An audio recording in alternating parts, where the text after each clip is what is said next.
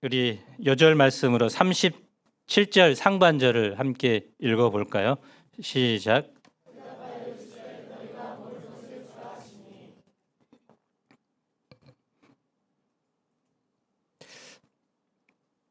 오늘 말씀은 예수님이 준비하신 빈들의 잔치입니다. 결혼식 뷔페처럼 다양한 메뉴는 아니지만 단 두 가지 메뉴로 수많은 사람들이 배불리 먹고 남는 행복한 잔치였습니다. 헤롯의 잔치는 사람을 죽이는 잔치였지만 예수님의 잔치는 생명을 살리는 잔치였습니다. 이 시간 우리가 주님이 준비하신 빈들의 잔치로 나갑시다. 제1부 빈들의 잔치 30절로 44절입니다. 전도 여행을 다녀온 후에 사도들은 자기들이 행한 것 또 가르친 것을 낱낱이 보고합니다. 마치 우리 UBF에서 4년마다 하는 세계 선교 보고 대회와 같죠.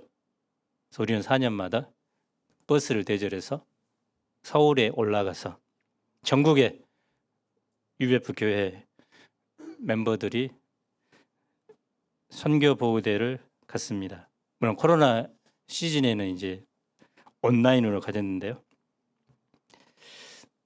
세계 각국에서 오신 선교사님들, 현지 목자들의 보고를 통해서 우리는 놀라운 감동과 도전을 받고 나도 저들처럼 선교사로 가야겠다 이렇게 다짐하고 많은 분들이 선교사로 결단하는 그런 시간입니다. 전도 보고대회가 끝난 후에 예수님은 제자들에게 말씀합니다. 너희는 따로 한적한 곳에 가서 잠깐 쉬어라. 오고 가는 사람이 많아서 식사할 겨를이 없기 때문입니다. 인간은 영혼과 함께 육체를 가지고 있습니다. 그래서 반드시 충분한 영양 섭취와 쉼이 필요한 존재죠. 그래서 하나님은 하루 3끼 밥을 먹게 하셨고 또 밤을 주셔서 잠을 자고 쉬게 하셨습니다. 또 일주일 중에 하루를 휴식의 날로 주셨습니다. 하나님은 온 세상을 창조하셨는데 인간을 6째 날에 창조하시고 7째 날을 안식일로 제정하셨죠. 그래서 인간이 실질적으로 시작한 첫날은 안식이었습니다. 그래서 쉼으로부터 시작이 되었고, 그런데 오늘날은 이제 우리는 이제 주일이라고 부르지만 일요일을 주말이라고 하죠. 위크핸드.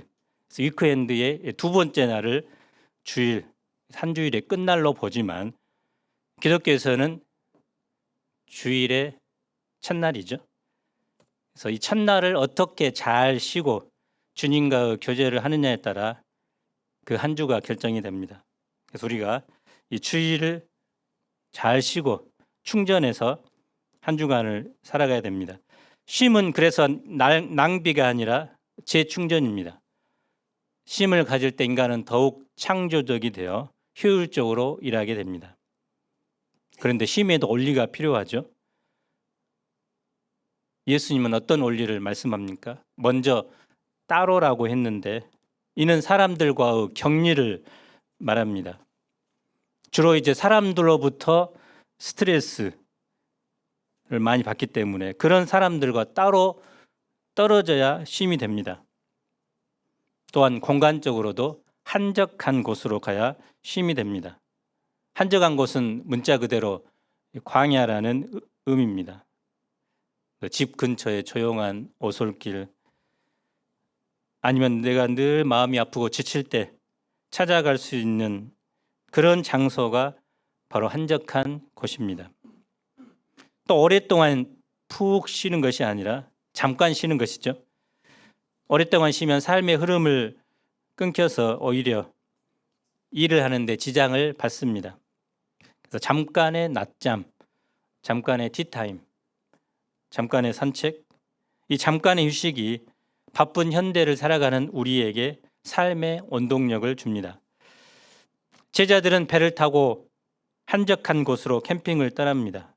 이제 모닥불 피워놓고 바베큐 파티를 하며 즐기기만 하면 됩니다.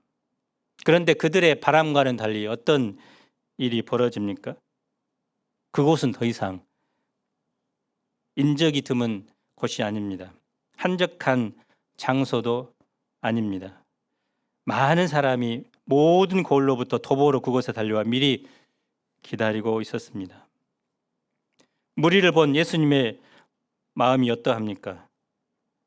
모처럼의 휴가를 방해한 방해꾼처럼 보였나요?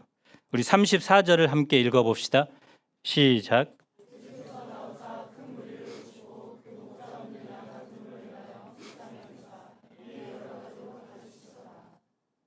목자 없는 양이라는 말을 하죠. 이 말은 세상에서 가장 불쌍한 자라는 존재라는 뜻입니다. 우리는 목축업을 하지 않기 때문에 그 의미를 알 수 없습니다. 또 양하면 뉴질랜드의 그 푸른 촌 위에 앉아서 한가롭게 풀을 뜯고 있는 그런 양을 상상하기 쉽지만 이스라엘에서의 양은 광야, 낭떠러지 또 많은 야생동물이 우글거리는 그런 장소에 있는 양입니다. 목자가 없다면 양은 스스로 풀을 찾지도 못하고 물을 찾지도 못합니다. 그래서 굶어 죽거나 목말라 죽습니다. 또 스스로 자기를 보호할 수 없기 때문에 들짐승의 공격에 그대로 노출됩니다. 양은 음식과 보호와 인도함을 전적으로 목자에게 의존합니다. 마치 갓난 아이가 부모에게 모든 것을 의존하는 것과 같죠. 목자 없는 양은 바로 부모 없는 아기입니다. 세상은 돈이 없거나 먹을 것이 없을 때 참 불쌍하다. 불치병에 걸려서 죽어가는 사람을 볼 때 너무 불쌍하다. 이런 생각이 들죠. 또 우리는 밤낮 없이 공부하는 우리 주경이와 같은 우리 수험생들, 또 몇 년째 취준생들을 볼 때 불쌍하고 짠한 생각이 듭니다. 불쌍히 여기다는 말은 다른 말로 긍휼입니다. 컴패션이죠. 이 단어는 라틴어로 본래 함께 고통받는다는 의미에서 왔습니다. 고통받는 곳에 깊이 들어가서 그 사람과 함께 고통을 당한다는 뜻이 불쌍히 여기다는 말입니다. 그래서 긍휼은 결코 가벼운 단어가 아닙니다. 길거리 노숙자에게 동전을 던져주는 것은 누구나 할 수 있죠. 그것마저 못하는 사람도 있겠지만, 그러나 긍휼히 여긴다는 것은 그것과 다릅니다. 그분의 고통 안으로 깊이 들어가는 것입니다. 이것은 쉽지 않습니다. 예수님의 사역의 중심에는 긍휼이 있습니다. 하나님의 성품 한가운데도 긍휼이 있습니다. 하나님이 세상에 당신의 하나뿐인 아들을 보내신 이유 안에도 바로 긍휼이 있습니다. 예수 그리스도가 이 땅에 오셨다는 사실은 우리에게 무엇을 알려줄까요? 주님이 우리의 고통 가운데 깊이 들어오셨다는 것입니다. 세상이 아직 심판받지 않고 돌아가는 것은 하나님의 긍휼하심 때문입니다. 하나님의 긍휼이 없다면 오늘 우리는 존재하지 않습니다. 그래서 교회는 많은 전문가보다는 긍휼의 마음을 가진 사람이 필요합니다. 긍휼의 마음이 없으면 양들을 기능적으로 대합니다. 양을 숫자적 개념으로 대할 때 목자의 삶은 비즈니스가 됩니다. 예수님은 사람을 어떻게 대하셨을까요? 히브리서 4장 15절을 함께 읽어봅시다. 시작.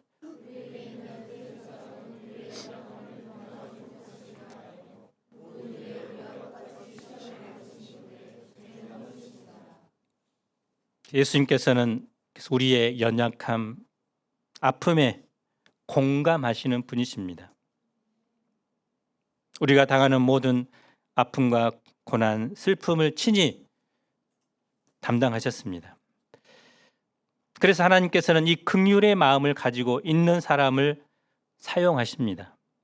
긍휼의 마음을 가지고 있는 에레미야 선지자를 사용하셨습니다.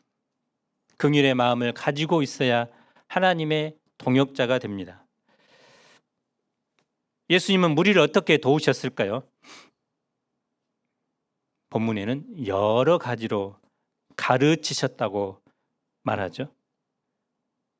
당장 급박한 현실 문제 해결보다 하나님의 말씀을 가르쳐 주셨습니다. 이것은 사람이 근본적으로 불쌍한 것은 돈이 없어서, 집이 없어서, 차가 없어서가 아니라 그 내면에 살아있는 하나님의 말씀이 없기 때문입니다. 하나님의 말씀은 권고한 영혼들에게 생명의 강이 되어 풍성한 삶을 살게 합니다. 하나님의 말씀은 어두운 인생길에 빛이 되어 갈 길을 환히 비춰줍니다. 아무리 현실이 어려워도 하나님의 말씀을 소유할 때 내면에서 기쁨과 행복한 삶을 살아갈 수 있습니다. 그래서 우리가 하는 1:1 성경 공부, 말씀을 가르치는 것이 바로 영혼들을 긍휼히 여기는 목자의 삶의 가장 기본이라고 할 수 있습니다. 그런데 어느 날이 저물어 가죠. 예수님이 너무 이 말씀을 가르치는 일에 집중합니다. 끝날 줄을 모릅니다. 보다 못한 제자들이 예수님께서 제안합니다. 이곳은 빈들이요 날도 저물어 가니 무리를 보내어 두루 촌과 마을로 가서 무엇을 사 먹게 하옵소서. 이제 말씀 그만 먹고 이제 밥 먹자는 얘기잖아요. 지극히 합리적인 일이죠. 훌륭한 제자들인 것 같아요. 그러나 자세히 살펴보면 그 안에는 긍휼의 마음이 없습니다. 목자 없는 양같이 불쌍히 여기는 예수님의 마음이 없습니다. 예수님의 대답이 무엇일까요? 37절 상반절을 우리 목동님들이 한번 읽어보도록 합시다. 시작. 너희가 먹을 것을 주라. 제자들은 각자 해결하도록 했는데 더치페이 이것이 가장 좋은 수단이잖아요. 그런데 예수님은 제자들이 먹을 것을 주라고 하십니다. 제자들이 몰빵으로 계산하라고 한 거죠. 너희가라는 말이 강조되어 있습니다. 예수님은 목자 없는 양이 스스로 그들의 문제를 해결하도록 내버려 두지 말고 제자들이 그들의 문제 해결에 직접 참여하도록 합니다. 제자들의 답변은 무엇입니까? 우리가 가서 200데나리온의 떡을 사다 먹이리까, 좀 비아냥거리는 말일 수 있습니다.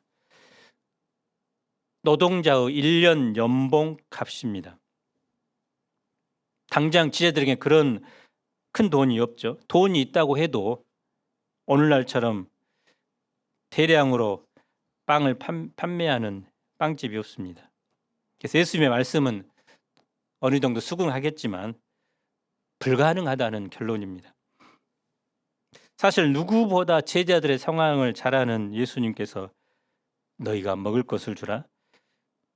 왜 이런 말씀을 하셨나요?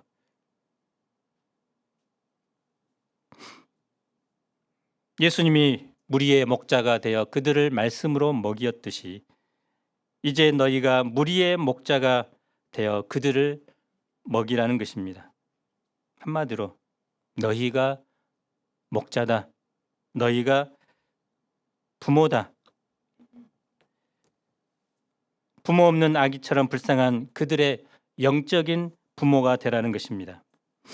아기에게 부모의 존재는 무엇입니까? 한마디로 책임감입니다. 부모는 아이에 대한 책임감이 있으므로 먹을 것이 있든지 없든지, 현실이 가능하든지 불가능하든지 대안만 제시하지 않고 무엇인가를 합니다. 예수님은 제자들이 대안만 제시하는 것으로 만족하지 않습니다. 그 문제를 내 문제로 여기고 바로 그들이 해결하기를 원하십니다. 그것이 책임감입니다.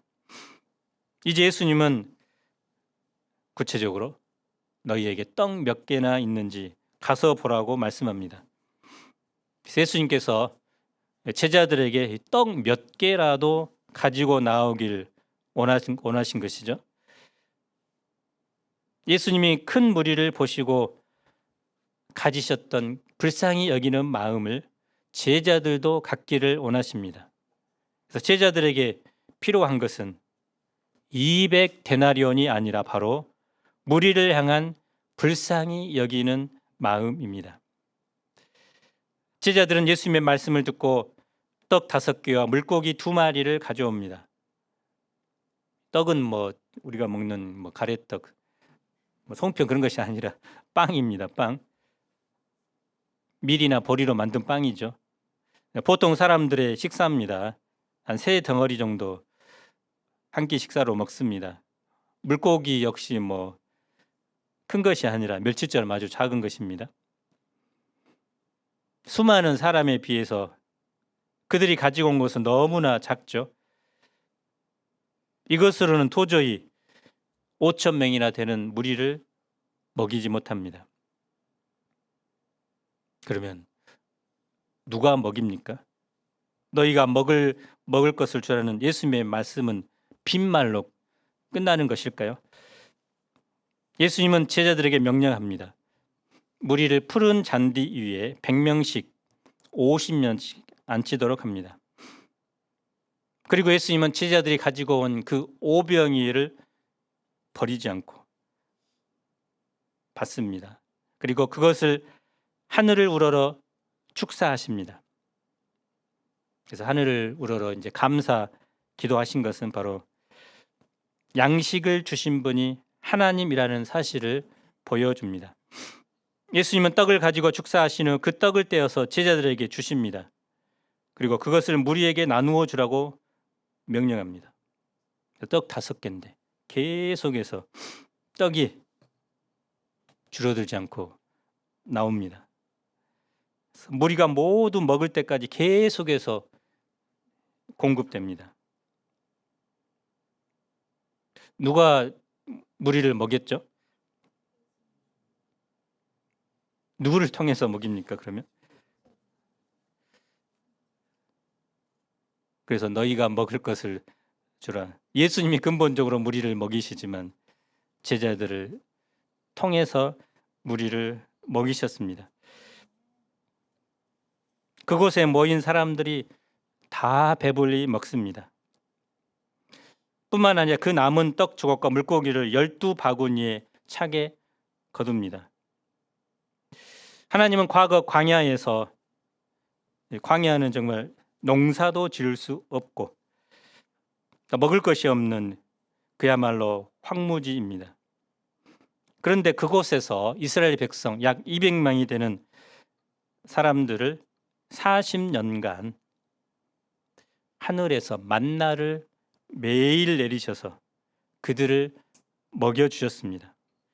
또 그들이 고기 먹고 싶다고 원망할 때 메추라기를 보내셔서 한 달 동안 코에 이제 고기 냄새가 나서 이제 지겨울 때까지 먹여주셨습니다. 그 역사가 바로 오늘 빈들에서 재현된 것입니다. 이것은 무엇을 말해줍니까? 바로 예수님이 하나님이시라는 것을 말해줍니다. 빈들에서 5,000명을 풍성하게 먹이신 예수님은 바로 태초에 무에서 유를 창조하신 하나님이십니다. 아무것도 없는 그 적막하고 황량한 세상을 충만하고 아름답고 풍성하게 채워주신 분이 바로 예수님입니다. 그래서 예수님은 에베소서 3장 20절에서 이렇게 말씀합니다. 한번 읽어볼까요? 시작.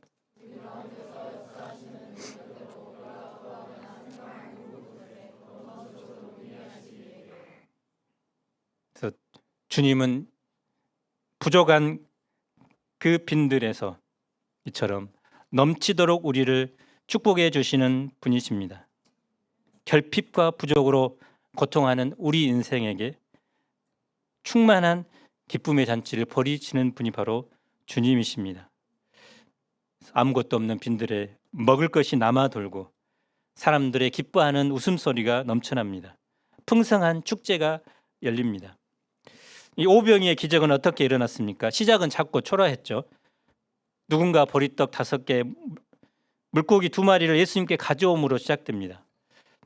한 어린아이가 먹을 수 있는 한 끼 분량입니다. 어른에게는 기별도 안 가죠. 그런데 예수님은 그것을 사용하십니다. 오병이가 예수님의 손에 들어가는 순간 땅의 일이 하늘의 사건으로 변합니다. 그래서 무엇을 가지고 있는 것보다 누구와 연결되느냐가 중요합니다. 내가 움켜쥐고 있으면 그것으로 끝입니다. 그러나 예수님께로 넘겨지면 주님의 손에서 새로운 역사가 시작됩니다. 하나님의 역사는 5+2, 7이 아니라 5+2, 5천이 됩니다. 예수님은 초수학, 초과학, 초자연적인 역사를 주님이 원하시면 일으키실 수 있습니다. 오늘날은 빈들이죠. 때도 저물어 갑니다. 먹여야 할 무리는 5천 명이고 우리가 가진 것은 턱없이 부족합니다. 생존과 생활의 짐이 갈수록 무겁습니다. 하나님이 우리에게 사명을 주셨는데 이것을 감당할 수 없습니다. 그런데 오늘 말씀에서 예수님은 그 답을 주십니다. 예수님은 우리에게 예수님과 같은 불쌍히 여기는 마음을 회복하라고 하십니다. 그리고 내가 가진 것, 주님이 이미 우리에게 주신 그것을 무시하지 말고 다시 주님께 드리라고 합니다. 예수님이 요구하는 것은 많은 돈이 아니죠. 능력이 아니죠. 좋은 인간 조건도 아닙니다. 내가 가지고 있는 작은 것입니다. 기도할 수 있고 말씀을 가르칠 수 있고 또 신방할 수 있고 한 번에 카톡을 할 수 있습니다. 그것을 주님께 드리면 나머지는 예수님께서 오병이를 통해서 일하십니다. 1985년도에 전재용 선장님이 있는데요. 그분이 온양어선 광명 87호 1년간 조업을 마치고 이제 부산항으로 귀환하고 있었습니다. 그런데 남중국해를 지날 쯤에 구조를 외치는 5톤 정도의 작은 목선을 발견합니다. 그들은 다름 아닌 베트남 난민이었습니다. 선장은 관여하지 말라는 회사의 지침, 또 자신의 양심 사이에서 깊은 갈등에 빠집니다. 그 사이 점점 멀어져 갑니다. 지나치는 배를 보고 난민들이 절망하고 있을 바로 그때 선장은 그들을 구하려고 뱃머리를 돌립니다. 작은 배 안에는 96명의 사람이 사흘을 굶은 채 서로 엉겨 붙어 있었습니다. 선장은 속으로 무조건 부산으로 간다. 책임은 내가 진다라는 다짐을 하며 구조 소식을 회사에 알리고 다 같이 버티고자 합니다. 여자와 아이들에게 선원들의 침실을 내주고 노인과 환자는 선장실로 데려와 치료해 줍니다. 그리고 한국 선원 25명의 열흘치 식량을 나누어 먹다가 식량이 떨어지자 우리가 잡은 참치가 많으니 안심하세요. 여러분은 안전합니다라고 안심을 시키고, 그런데 부산항에 도착하자마자 선장은 회사로부터 해고 통지를 받습니다. 또 물론 여러 곳에 불려다니며 고초도 겪습니다. 이후 그의 삶은 어려움의 연속이었습니다. 그리고 17년 뒤 자신이 구조한 난민과 나눈 편지에서 다음과 같이 해고합니다. 직장과 경력까지 희생해야 한다는 것을 알고 있었습니다. 그러나 그때 96명을 구조한 그 선택을 한 번도 후회한 적이 없습니다. 그가 이렇게 한 것이 무엇입니까? 그가 예수님을 아는지 모르는지는 모르겠지만 불쌍히 여기는 마음 때문입니다. 그 불쌍히 여기는 마음이 행동하게 했고 그 행동을 통해서 96명의 난민들이 살아났습니다. 어제 아까 우리 특송에서 완도 청산도의 오병이를 감사합니다. 그렇게 했는데요. 약 20명의 우리 동강대생들과 초대의대 의학생 2명 또 우리 또 목자님들이 완도 청산도로 1박 2일 무이천 의료 봉사를 다녀왔습니다. 작년에는 무박 1일 당일치기로 가서 정신없이 갔다 왔는데 이번에는 여유 있게 갔다 왔습니다. 특별히 의료 봉사뿐만 아니라 이번에는 변호사님을 데리고 가서 무료 법률 상담 10건을 해드렸다고 합니다. 또 98건의 치료를 하고 또 무엇보다 70명에게 이제 복음을 전했다고 합니다. 다양한 것을 하고 왔네요. 짧은 기간에. 자신이 가지고 있는 그 달란트, 그 재능을 이제 무이천, 그 혜택이 부족한 곳에 가서 들었을 때 하나님께서는 그곳 사람들에게 그리스도의 사랑을 증거하는 놀라운 은혜들이 있었습니다. 우리에게도 이처럼 우리가 가진 그 달란트를 창조적으로 사용할 수 있기를 간절히 기도합니다. 우리의 오병이를 통해서 놀라운 생명이 일어나는 특별히 이제 여름 캠프를 앞두고 있는데요.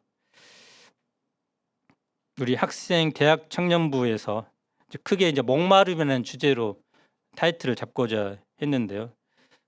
그런 일을 이제 합의해서 올렸습니다. 에린 목자님 뭡니까?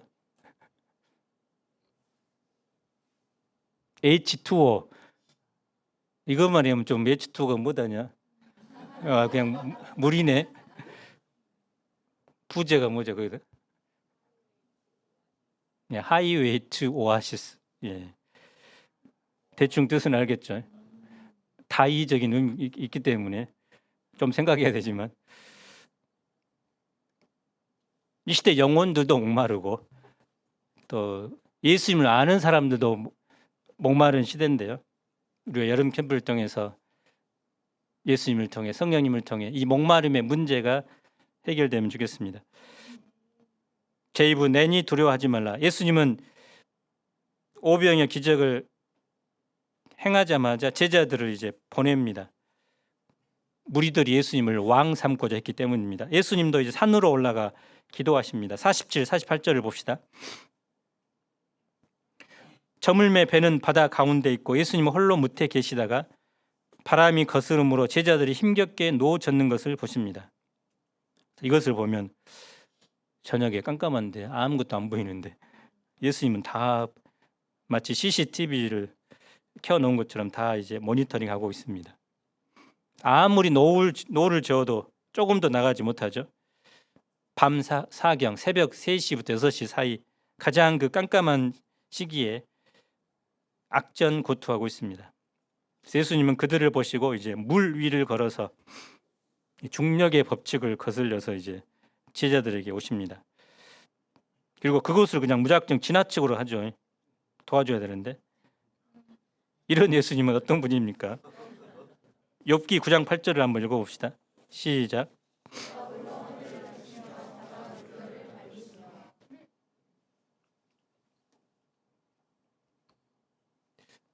목도리 도마뱀은 아주 발을 엄청나게 빨리 움직여서 이제 무리를 걷긴 하지만 사람은 뭐 아무리 빨라도 못 걷죠. 근데 예수님은 그렇죠. 이것 자체가 기적이죠. 바로 창조주 하나님이라는 것을 보여줍니다. 그런데 제자들은 소리 지릅니다. 유령이다. 탈무드를 보면 이 밤의 영들이 사람들을 찾아와서 재난을 가져다 준다고 말합니다. 그래서 바다의 소리가 물귀신이 나타나서 괴롭힌다고 생각하는 것과 비슷하죠. 그들은 예수님께서 바다 위를 걸어서 자신들이 있는 곳으로 올 줄은 꿈에도 생각하지 못합니다. 예수님은 이런 그들에게 말씀합니다. 50절을 우리 다 함께 읽어봅시다. 시작.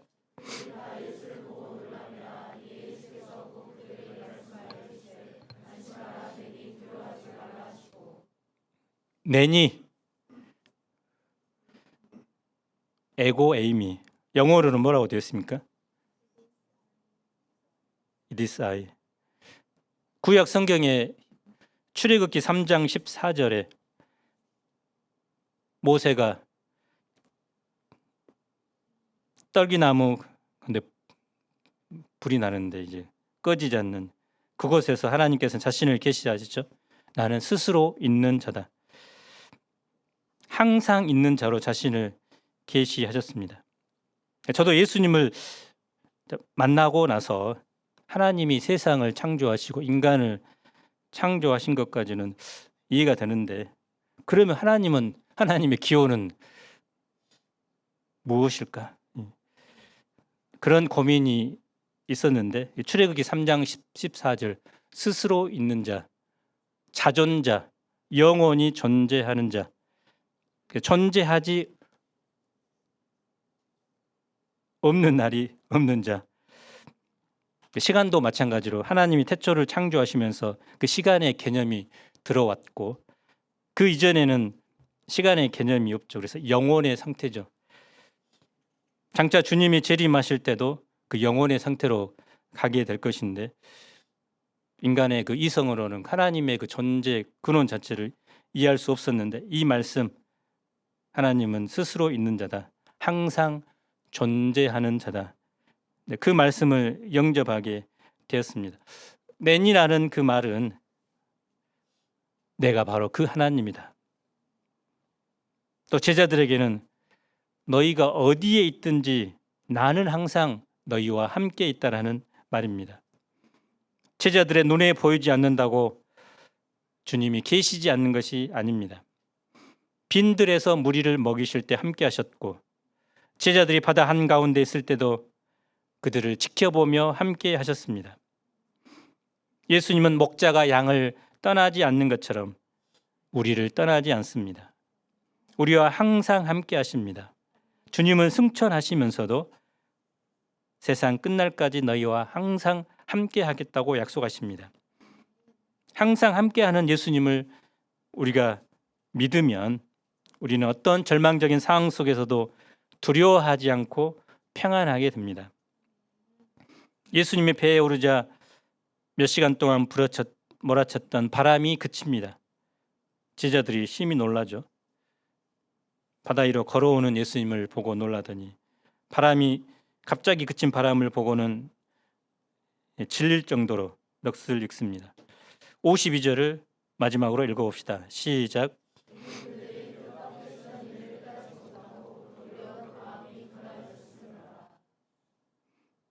제자들은 오병의 기적을 통해서도 또 이 시간 이 예수님을 통해서도 예수님이 누구신가 깨닫지 못합니다. 보기는 보아도 알지 못하고 듣기는 들어도 듣지 못하는 그런 사람들입니다. 오병의 기적을 현상적으로만 보고 그 기적을 행하신 예수님이 누구신가 깨닫지 못합니다. 우리도 마찬가지죠. 깨닫고 성장해야 될 때인데 여전히 어린아이와 같이 될 때가 많습니다. 그러나 우리에게 하나님께서 지혜와 계시의 영인 성령을 부어주실 때 우리는 깨닫게 됩니다. 그래서 어떤 문제를 해결받는 것도 중요하지만 그 문제를 해결해 주신 예수님을 깨닫고 아는 것이 더 중요합니다. 결론적으로 예수님은 우리가 이 시대 목자 없는 양처럼 방황하는 영혼들의 목자가 되길 원하십니다. 그래서 나는 가수다가 아니라 나는 목자다. I am a shepherd. 우리 한번 해봅시다. 나는 목자다. 시작. 그러기 위해서 먼저 예수님의 긍휼의 마음을 깊이 가져야 합니다. 그리고 내가 지금 할 수 있는 작은 일을 해야 합니다. 내 속에서 일하시는 예수님을 잊지 않아야 합니다. 내 삶에 힘겹고 고된 역풍이 불더라도 늘 나와 함께하며 도우시는 예수님을 기억하면서 한 주간도 목자의 길을 살아가기를 간절히 기도합니다. 기도하고 마치겠습니다. 하나님 아버지, 믿지 않은